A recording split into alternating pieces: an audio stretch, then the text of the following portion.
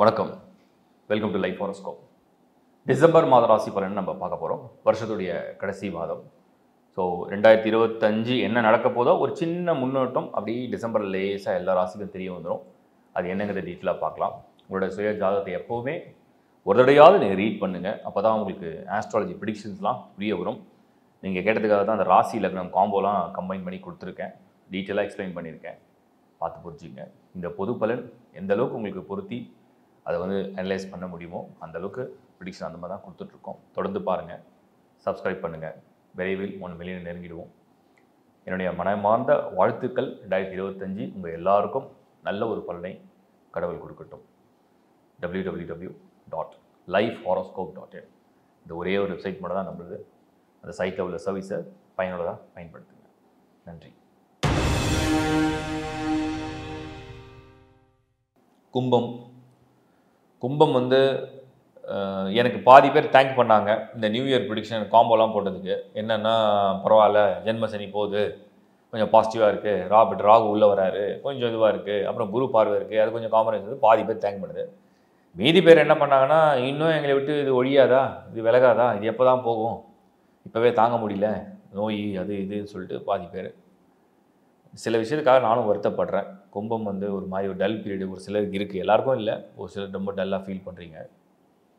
But ஒன்றே ஒன்று தெரிஞ்சுங்க, நமக்கு ஒரு ராசி மண்டலம் அப்படிங்கிறது சந்திரனை பேஸ் பண்ணி வரும். இந்த கும்பம் அப்படின்னு வரும்போது அதை சுற்றி இருக்கிற அந்த டிரான்சிட் அப்சர்வ் பண்ணி பார்த்தோம்னா ஒரு மாதிரி ஒரு மூட் ஸ்விங் அண்ட் ஒரு மாதிரி ஒரு ஸ்ட்ரெஸ், தலையில் ஏதோ ஒன்று அழுத்துற மாதிரி இருந்தால் எப்படி இருக்குமோ அந்த மாதிரி ஒரு ஃபீல் அதுதான் வரும். அது ஃபேமிலியில் இருக்கும், ஒரு சிலருக்கு ப்ரொஃபஷனலாக இருக்கும். நிறைய பேருக்கு வேலையில் work stress. I have to change my job. எனக்கு கிடைக்குமா, ஜாப் இல்லை, பிஸ்னஸ் டல்லு, பிஸ்னஸில் கொஞ்சம் லாஸு, மணி அப்படி ஆயிடுச்சு, மாட்டிக்கிச்சு பணம், ஒரு மாதிரி எனக்கு ஒரு குழப்பமாக இருக்குது, இந்த மாதிரி ஒரு டல்லாக இருக்குது, நான் ரொம்ப லோன்லியாக ஃபீல் பண்ணுறேன். இதெல்லாம் ஒரு சிலருக்கு. ஃபேமிலியில் சின்ன சின்ன பிரச்சனை, கல்யாணம் பண்ணி அந்த வாழ்க்கை சரியாக சில பேருக்கு அமையல, குழந்தை முயற்சியில் ஒரு வருத்தம். ஸோ இப்படி கும்பம் நிறைய இந்த புலம்பல் செய்தி கேட்டதுக்கு நான் ஒரு விஷயம் ஷேர் பண்ணுறேன். முதல்ல நமக்கு எப்பெல்லாம் ரொம்ப ஒரு ஃபோர்ஸ் நம்மளை டாமினேட் பண்ணி நம்மளை அழுத்திக்கிட்டே இருக்கோ, நம்ம ஒரு ஃபோர்ஸ் கிட்ட நம்ம போகணும். உதாரணத்துக்கு இப்போ பாடியில் கோல்டானால் நம்ம என்ன பண்ணுவோம், ஜலதோஷம், டாக்டர் என்ன சொல்லுவார், நல்லா வார்ம் வாட்டரை குடிங்க, சுடு தண்ணி குடிங்க, ஆவி பிடிங்க, இந்த மெடிசனை சாப்பிடுங்க, கோல்டாக எதையும் சாப்பிடாதீங்க, ஜூஸ் குடிக்காதீங்க, மெயினாக ஃப்ரிட்ஜில் வச்சுட்டு எதாவது சாப்பிடாதீங்க. இவ்வளோதான் சிம்பிள். ஸோ கோல்டு சரியாகணும், அதுக்கு ஒரு டைம் வேணும். அது ஒரு 7 நாளில் சரியாகும். நார்மலாக கோல்டு வந்தாலே ஒரு 7 நாள் கோர்ஸ் மாதிரி மெடிசன் கொடுப்பாங்க. அப்புறம் என்ன பண்ணுவாங்க, இந்த மாதிரி இந்த கோல்டெலாம் சாப்பிடாதீங்க. நம்மளும் என்ன பண்ணுவோம், அதே மாதிரி ஃபாலோ பண்ணுவோம், கொஞ்சம் சரியாயிடும். நார்மல், தோட்டை பிடிக்கும், மூக்கை பிடிக்கும். அதே மாதிரி இந்த கும்பம் இந்த மாதிரியான ஒரு டிரான்சிட் நடக்கும்போது நம்மளோட மைண்டை ஒரு கோல்டு மாதிரி ஏதோ ஒரு அழுத்தம், ஏதோ ஒரு பிளாக், நோஸ் பிளாக் ஆகிடுச்சுன்னா நேசல் பிளாக், சளி, லங்ஸில் ஏதாவது ஒரு இன்ஃபெக்ஷன் ஆச்சுன்னா அது காஃப். ஸோ ஒரு பிளாக். அப்போ நம்ம மைண்டை பிளாக் பண்ணுது. பிளாக் பண்ணால் திங்க் பண்ண விடல, பாசிட்டிவாக திங்க் பண்ண விடல, மூவ் பண்ண விடல. நம்மளை ஒரு மாதிரி ஒன்று போட்டு வச்சுருக்கும் போது என்னன்னா நம்மளால் திங்க் பண்ண முடியல. செய்யலாமா, என்ன பண்ணலாம், எது கரெக்டு தப்புனே ஒரு குழப்பம். அந்த டைமில் நம்மளுடைய ரொம்ப நெருக்கமான உறவுகளையும் நம்ம திட்டுவோம். அம்மாவை திட்டுவோம், மனைவியை சில பேர் திட்டுவாங்க, சகோதரன்கிட்ட சண்டை போடுவாங்க, சகோதரிகிட்ட போடுவாங்க, அப்பாகிட்ட சண்டை போடுவாங்க, ஹஸ்பண்ட்கிட்ட சண்டை போடுவாங்க, குழந்தைங்கள கத்துவாங்க. ஸோ அது அந்த ஸ்ட்ரெஸ்ஸு வெடிக்கும் வேறு விதத்தில் ஒவ்வொருத்தருக்கும் ஒரு இடத்துல அவங்களுக்கு எங்கே கம்ஃபர்டபுளாக இருக்கோ அங்கே அவங்க பண்ணுறாங்க, வெளில பண்ணுறாங்க, ஆஃபீஸில் பண்ணுறாங்க. ஸோ நான் என்ன சொல்ல வருவேன்னா, அந்த மாதிரி ஒரு நேரம் வரும்போது எப்போவுமே நீங்கள் ஒரு பாசிட்டிவாக உங்களை மாற்றணுன்னா நீங்கள் இருக்கிற இடத்துல அது மாறாது, நீங்கள் இருக்கிற வீட்டுக்குள்ளே மாறாது. ஏன்னா வீட்டில் அந்த மாதிரி தான் நடக்கும். அதுதான் அந்த டைம் அந்த மாதிரி நடக்கும். வீட்டுக்குள்ளே மாறாது. இந்த பக்கம் ஆஃபீஸில் அதுவே ஒரு ஸ்ட்ரெஸ்ஸு. அப்புறம் ரெஸ்பான்சிபிலிட்டிஸு. ஒரு ஸ்டூடெண்ட் ஆனீங்கன்னா ஸ்கூலு, அங்கே ஏதோ உங்களுக்கு செட் ஆகலை. என் பக்கத்தில் ஒரு பையன் உட்காந்துருக்காங்க, என் பக்கத்தில் ஒரு பொண்ணு உட்காந்துருக்காங்க, எனக்கு செட் ஆகலை, அவங்களோட எனக்கு செட் ஆகலை, இல்லை இந்த இந்த இந்த இந்த டீச்சர் எனக்கு சொல்லித்தது புரியல, ஏதோ ஒன்று அவங்கவுங்க ஏரியாவுக்கு ஒரு அன்கம்ஃபர்டபுளாக ஒரு விஷயம். அப்போ பாசிட்டிவாக நம்ம ஒரு விஷயத்தை தேடி போகணும். அது ஒரு டிவைன், ஒரு ஸ்பிரிச்சுவல், ஒரு பாசிட்டிவ் எனர்ஜி. செல்ஃபாக சில பேருக்கு இருக்கும், அது எல்லாருக்கும் அந்த மெச்சூரிட்டி இருக்காது. ஸோ தட் நாம் வந்து ஒரு நல்ல டெம்பிள் போகணுமா டெம்பிள் போகலாம், ஒரு சிலருக்கு சர்ச் போகணுமா சர்ச் போகலாம், ஒரு சிலருக்கு மெடிடேஷன் ஹால் போகணுமா ஹால் போகலாம், இல்லை வேறு விதமான ப்ரேயர்ஸ் இருக்கா ப்ரேயர்ஸ் பண்ணலாம். ஸோ நம்ம வந்து பாசிட்டிவாக மாறணும்னா அந்த பாசிட்டிவ் பிளேஸை வந்து நம்ம ஐடென்டிஃபை பண்ணணும். அந்த இடத்துல முதல்ல நம்ம ரீச் பண்ண ட்ரை பண்ணணும். அட்லீஸ்ட் ஒரு நாளைக்கு ஒரு 15 மினிட்ஸ் டெய்லி கூட ப்ராக்டிஸ் பண்ணலாம், தப்பு இல்லை. Alternate days, at least weekly once. எனக்கு டைமே இல்லை, ஐம் வெரி பிஸி, எனக்கு ஸ்கெடியூல் ஃபுல்லாக இருக்குது, no time.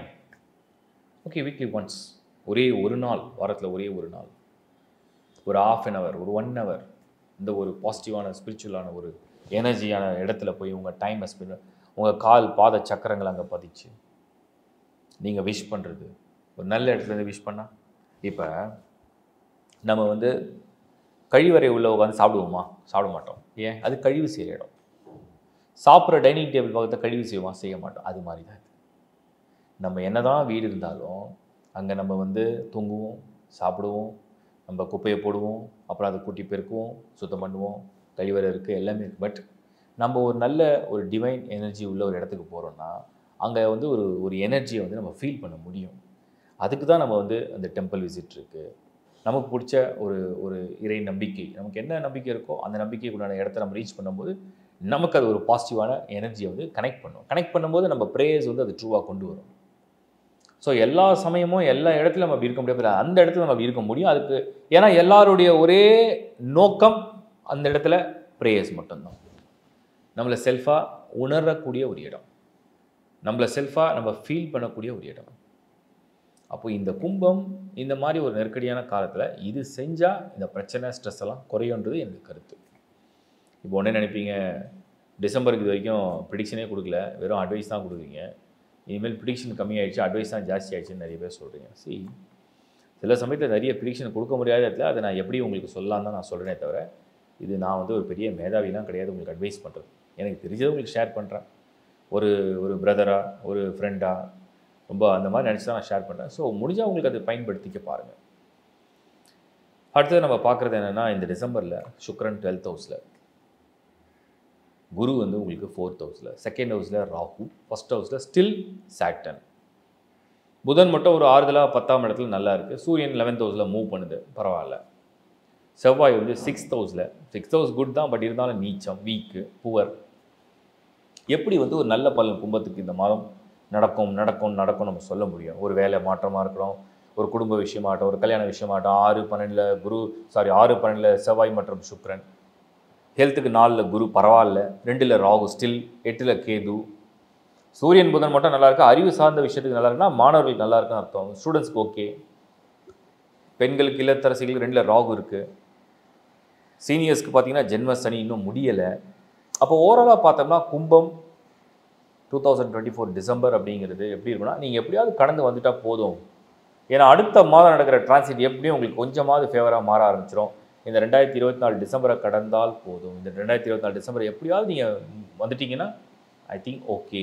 Still take care of your December. Take care of your டிசம்பர்னால் நீங்கள் வந்து முடிஞ்ச அளவுக்கு அமைதியாகவும் பொறுமையாகவும் எல்லாத்தையும் கடந்து இருக்கும் வேலை, இருக்கும் வாழ்க்கை, இருக்கிற சூழ்நிலை அப்படியே அதாவது அங்கங்கே அப்படி அப்படியே மெயின்டைன் பண்ணிட்டீங்கன்னா வெல் அண்ட் குட்.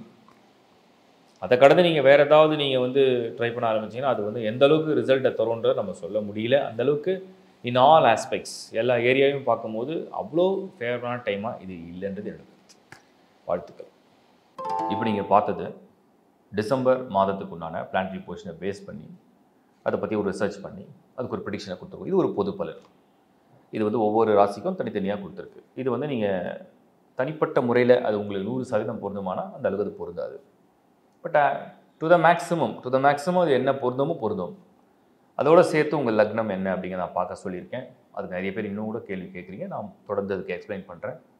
ராசி அப்படிங்கிறதுக்கு ஒரு வீடியோ, லக்னம் அப்படிங்கிறது நீங்கள் ராசியிலே அந்த பேரை வச்சு ஒரு வீடியோ. உதாரணத்துக்கு நீங்கள் வந்து கடகராசி, லக்னம் வந்து மகரம் அப்படின்னா கடகராசியும் பாருங்கள், மகர ராசியும் பாருங்கள். அப்போ உங்களுக்கு புரிஞ்சிடும் தசா புத்தி என்ன. இதை மைண்டில் ஏற்றிங்க. தசா புத்தி தெரியலனா அதுக்கு தான் உங்கள் பேர்த் சார்ட்டை ஒரு முறையாவது பாருங்கள். உங்கள் ஜனன நட்சத்திரம் என்ன, அதை பேஸ் பண்ணி உங்கள் வயசுக்கு ஒரு தசா புத்தி மாறிட்டே இருக்கும். 9 கோள்களும் தசையை ரூல் பண்ணும். அதில் என்ன பீரியடில் இருக்கீங்கன்னு தெரிஞ்சுங்க, அது ரொம்ப முக்கியம். அந்த மாதிரி டீட்டெயில் ஹாரோஸ்கோப் இல்லை அப்படின்னு நினைக்கிறவங்க உலகத்தில் எந்த மூலையில் இருந்தாலும் www.lifehoroscope.in. இந்த வெப்சைட்டில் உங்களுடைய ஹாரோஸ்கோப்பை அப்ளை பண்ணி எடுத்துக்க முடியும். அதர் சர்வீஸும் ஆட் பண்ணியிருக்கேன். வாஸ்து ரிலேட்டடான டவுட்ஸ் ஃபுல்லாக கிளாரிஃபிகேஷன் லேர்ன் வாஸ்துன்ற டைட்டிலில் கொடுத்துருக்கேன். நியூமராலஜி இப்போது 2025க்கு நான் பலனும் கொடுத்துருக்கோம். ராசி லக்னம் காம்போவும் 2025 கொடுத்துருக்கு. நியூ இயர் ப்ரிடிக்ஷனும் கொடுத்துருக்கேன். சனி பெயர்ச்சி வரைக்கும் நான் ப்ரிப்பேர் பண்ணி கொடுத்தாச்சு. நான் அடுத்து ராகு கேது குருலாம் வருவாங்க. பட் அதை அடுத்த வருஷம் பார்த்துக்கலாம். எல்லா மாதமும் தொடர்ந்து வந்து ஆஸ்ட்ராலஜி ரிலேட்டடாக இந்த சப்போர்ட் வந்து நான் ஏன் பண்ணுறேன்னா, என்ன சில பேர் கேட்டாங்க, நீ வந்து இந்த ஹாரோஸ்கோப்பை டெய்லி காலையிலேயே பார்த்துருவியா, எழுந்தவுடனே ஃபஸ்ட் ஹாரோஸ்கோப் பார்த்துருவியா, பார்த்து தான் டே பிளான் பண்ணுவியா? நான் அப்படி பிளான் பண்ண மாட்டேன். பட் எனக்கு ஆல்மோஸ்ட் அந்த டெய்லி அந்த ஸ்டார்ஸ்லாம் தெரியும் இல்லையா, எந்த ஸ்டாரில் பிளானட் மூவ் ஆகிட்டு இருக்குன்னு. பட் நான் எப்படி அதை யூஸ் பண்ணுறேன் அப்படின்னா, பர்சனலாக இப்போ மந்த்லி ட்ரான்சிட் ப்ரிடிக்ஷன் நான் எப்படி கொடுக்குறனோ அதே தான் எனக்கு ஃபிக்ஸ் பண்ணிக்குவேன். ஸோ மந்த்லி ட்ரான்சிட் ப்ரிடிக்ஷன் வந்து உங்களுக்கு நான் கொடுக்கும்போதே என்னோடய ராசிக்கு அது எப்படி மூவ் ஆகுது, என்ன நடக்க போகுது, என்ன ப்ளஸ் மைனஸ் எல்லாம் தெரிஞ்சுக்கிட்டா கொஞ்சம் மைண்டில் ஏற்றிக்கும். என்ன தான் நடக்கிறத தடுக்க முடியாது, பட் முடிஞ்ச அளவுக்கு அதை பிளான் பண்ணிடலாம். ரெண்டாவது இந்த டெய்லி விஷயத்தில் என்னென்னா, ஏதாவது ஒரு புதுசாக பண்ண போகிறோம், இல்லை ஏதோ ஒரு முயற்சி பண்ண போகிறோம், யாரையோ ஒருத்தரை சந்திக்க போகிறோம், இல்லை ஏதோ ஒரு விஷயத்தை அப்ளை பண்ண போகிறோம். அது எப்படி நடக்கும் அப்படிங்கிறத அந்த டே ஃபிக்ஸ் பண்ணிட்டோம். அந்த டேயில் உள்ள ஸ்டார் அது நமக்கு ஃபேவரான ஸ்டாரா, அது நமக்கு கை கொடுக்குமா, அன்றைக்கி செய்கிற செயல் வந்து எந்த அளவுக்கு வெற்றி அடையும், இதெல்லாம் அந்த ஹோரை இதெல்லாம் டெஃபினட்டாக பார்க்கறது உண்டு. எல்லா சமயம் பார்க்குறோமோ இல்லையோ, எல்லா சமயம் அப்படி அதை நிமிஷத்தை நினச்சி வாழ முடியாது, அது சாத்தியமே இல்லை. அப்படி நானும் இந்த ப்ராக்டிஸை வந்து உங்களை பண்ணவும் சொல்லலை. சில பேர் அதுவே ஒரு ப்ராக்டிஸெல்லாம் வச்சுருக்காங்க, பட் நான் அப்படிலாம் ரெக்கமெண்ட் பண்ணல. நான் சொல்கிறது ஒரு மந்த்லி ஒன்ஸ் ஒரு ரீடிங். அதே மாதிரி உங்களுக்கு வந்து டெய்லி ஸ்டார்ஸ்லாம் பார்க்க தெரியுதுன்னா அது நீங்கள் பர்சனலாக யூஸ் பண்ணிக்கலாம். பர்டிகுலராக ஏதாவது ஒரு விஷயம் பண்ண போகிறீங்க, முயற்சி எடுக்க போகிறீங்க, ஒரு டாக்டர் சந்திக்கலாம், ஒரு அப்ளிகேஷன் வாங்கி நீங்கள் ஃபில் பண்ணி ஏதோ ஒரு விஷயத்துக்காக அப்ளை பண்ணலாம், லோன் ட்ரை பண்ணலாம், ஒரு திருமணத்துக்கு வரன் பார்க்க போகலாம், இல்லை வரனை செலக்ட் பண்ணலாம், அன்றைக்கி தான் நீங்கள் ப்ரொஃபைல் வந்து அப்லோட் பண்ணலாம். இந்த மாதிரி நல்ல விஷயங்களை நீங்கள் முதல்ல செய்யும்போது அந்த நாள் நமக்கு சாதகமாக இருந்ததுன்னா நிச்சயமாக அதோடைய தொடர்ந்து அந்த பயணம் அப்படிங்கிறது சக்ஸஸ் கொடுக்கும். இவ்வளோ தான் விஷயம். ஒரு வீடு வாங்குறீங்க, ஒரு வீடு மாற்றுறீங்க, ஒரு வாகனம் வாங்குறீங்க, ஒரு வாகனத்துக்கு வந்து நீங்கள் வந்து செலவு செய்கிறீங்க, உங்கள் குழந்தைங்களை வந்து படிக்க வைக்கிறீங்க, அவங்களுக்கு ஏதோ ஒரு புக்ஸ் வாங்கி கொடுக்குறீங்க. இந்த மாதிரி சில விஷயங்கள்லாம் நீங்கள் ஃபாலோ பண்ணது தான் ஆஸ்ட்ராலஜி. பிளானட்டரி பொசிஷன் வந்து நம்ம வந்து அதாவது கிரகங்கள் உண்மையிலேயே பலன்லாம் தருமா நிறைய பேர் கேட்டாங்க. நான் பர்சனலாக பேசும்போது என்னுடைய அனுபவத்தில், எனக்கு தெரிஞ்ச அறிவுக்கு என்னுடைய அனுபவத்தில் கிரகங்கள் பொய்யும் சொல்கிறதில்லை, அது தவறுறதும் இல்லை. மேபி அதை நாம் தவறாக புரிஞ்சிக்கலாம், இல்லை சரியாக யூகம் பண்ணாமல் போகலாம். பட் யூகம் சரியாக பண்ணோம்னா அது நிச்சயமாக அதோட பலனை க்ளீனாக கொடுத்துரும். இதுதான் என்னுடைய கருத்து. ஸோ ஆஸ்ட்ராலஜி சர்வீஸ் வந்து தொடர்ந்து நான் பண்ணுறதுக்கு மெயின் காரணம் இது வந்து நிறைய பேர் எங்களுக்கு பர்சனலாகவும் தேங்க் பண்ணியிருக்காங்க, என்னை மீட் பண்ணவங்களும் தேங்க் பண்ணியிருக்காங்க. அதே மாதிரி வந்து ஒரு கைடன்ஸ் வந்து கொடுக்கும்போது அது வந்து அவங்களுக்கு பயனுள்ளதாக, ஒரு ஆபத்தான காலம் ஒன்றை செய்யாதீங்கன்னு தடுக்கிறோம், ஒரு நல்ல காலம் ஒன்றை எப்படியாவது செஞ்சு முடிங்கன்னு சொல்லி அவங்கள ஊக்கப்படுத்துகிறோம். ஸோ அந்த டிரான்சிட் வந்து என்னென்னா ஃபேவரபுளாக இல்லை அன்ஃபேவரபுளான்னு கணிக்கிறது மட்டும் தான் நம்மளுடைய வேலை.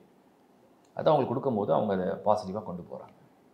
சில பிரச்சனைக்கு சொல்யூஷன் இருக்குது, சில பிரச்சனைக்கு சொல்யூஷன் இல்லாமல் அதை கடந்து போகிறது நல்லது, சிலதை மறந்து போகிறது நல்லது, சிலதை விட்டுறது நல்லது, சிலதை நம்ம எடுத்துக்கிறது குட் லக். இந்த மாதிரியான புரிதல் தான் இந்த ஆஸ்ட்ராலஜி நம்ம போகிறோம். ஆஸ்ட்ராலஜி வந்து வெறும் கேல்குலேஷனும் கிடையாது, அது ஒரு லாஜிக்காக நீங்கள் கனெக்ட் பண்ணியும் பார்க்கணும். ஒரு லாஜிக்காக கனெக்ட் பண்ணும்போது தான் அது புரியும். ஸோ இதெல்லாம் என்னுடைய தனிப்பட்ட அனுபவத்தை நான் கொஞ்சமாக உங்களுக்கு ஷேர் பண்ணிக்கிறேன். தொடர்ந்து பாருங்கள். சப்ஸ்கிரைப் பண்ணாதவங்க சப்ஸ்கிரைப் பண்ணுங்கள். உங்களுக்கு பிடிச்சிருக்குன்னா லைக் பண்ணுங்கள். உங்கள் நண்பர்களுக்கு உறவுகளுக்கு ஷேர் பண்ணுங்கள். தேங்க்ஸ் ஃபார் வாட்சிங் life horoscope. Is bye from Shankar Narayan. வணக்கம்.